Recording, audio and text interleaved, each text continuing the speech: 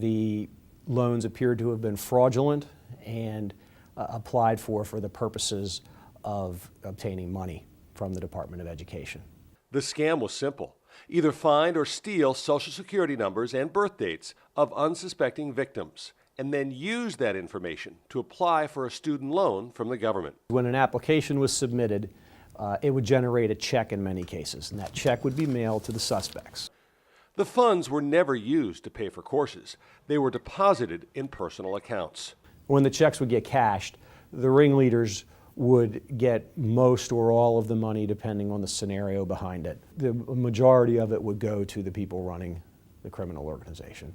Those ringleaders recruited more than 20 people who were paid to find the personal information used to apply for the loans. The criminal organization's business is to generate money.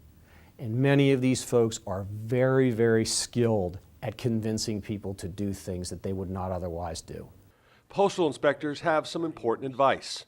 Always safeguard your personal information. You run the risk of something being done with your identifying information that you don't intend and you don't want to happen. Because once you give that information to someone else, it's out there. And never give your information out to anyone who promises easy money in return. If somebody comes to you and says, "I've got a deal for you," they've probably got a deal for them.